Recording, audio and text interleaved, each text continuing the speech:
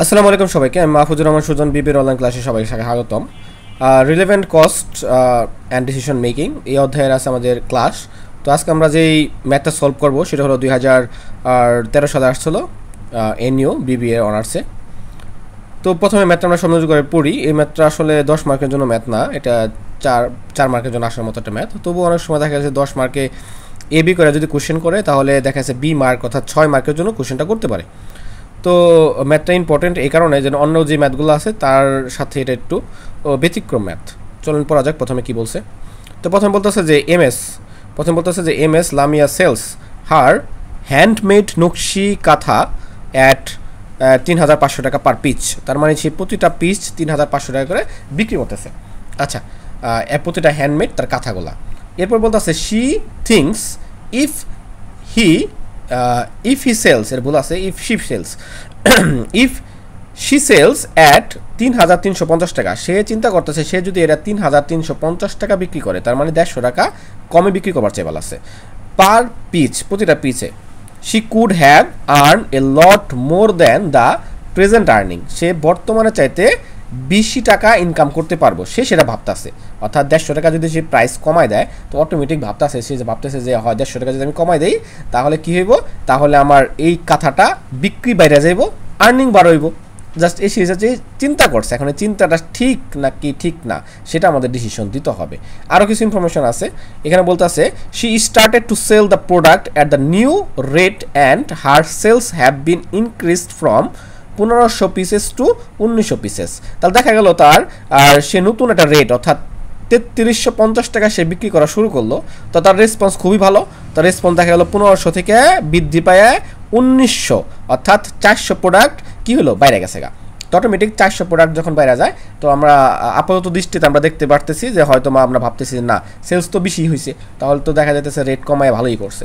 এখন দেখা যাক আরও কিছু আছে কাহিনী এখানে বলতেছে ভেরিয়েবল কস্ট, অর্থাৎ একটা প্রোডাক্ট বানাইতে, একটা কাঁথা বানাইতে তার খরচ পড়ে হলো 2900 টাকা। 2900 টাকা খরচ পড়ে একটা ভেরিয়েবল কস্ট, জাস্ট প্রোডাক্টটা বানাইতে খরচ পড়ে। এরপরে তার ফিক্সড খরচ হয় হলো 6000, তার মানে এটা কারখানার ব্যয়, তার ফিক্সড খরচ।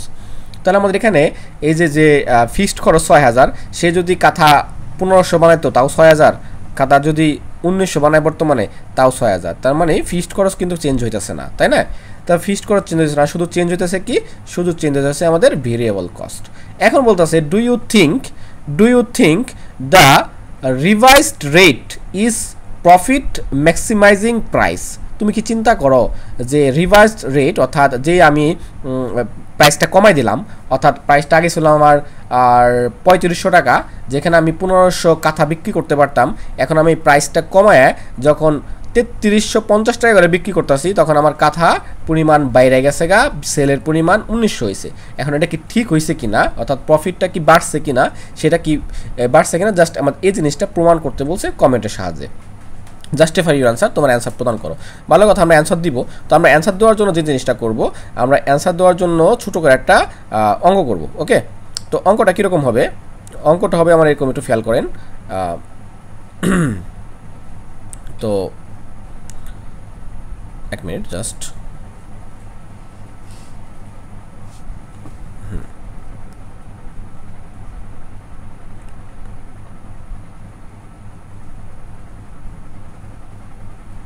ওকে।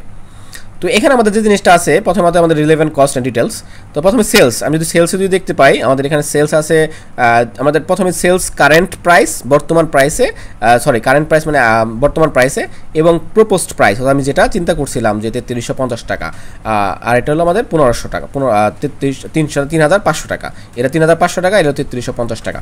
তো এখানে আমাদের 1500 পিসেস 3,500 গুণন 1900 পিসেস 3350 গুণন, যা যা টাকা পাই গেলাম। ভেরিয়েবল কস্ট 1500 গুণন 2900, 1900 গুণন 2900, তা যা যা ভেরিয়েবল কস্ট বাদ দিলে দেখা গেল আমাদের এখানে প্রফিট আসতেছে 9 লক্ষ টাকা, আর এখানে প্রফিট আসতেছে 8,50,000। তার মানে বোঝা গেল যে আমি যে প্রাইস কমাইছি এর কারণে আমার প্রফিট কমে গেছে গা। আমার প্রফিট কমছে কত, আমাদের এখানে প্রফিট কমে গেছে 45,000 টাকা প্রফিট কমে গেছে গা। তো এই প্রফিট যে কমে গেল গা, সেটা কেন কমে গেল, কারণ আমাদের প্রাইসটা কমাই দিছি। তার মানে কি এটা ঠিক হয় না, তাই না? সো আমরা কমেন্ট লিখবো I don't think that the revised rate profit maximising price because the profit revised rate is lower than current rate.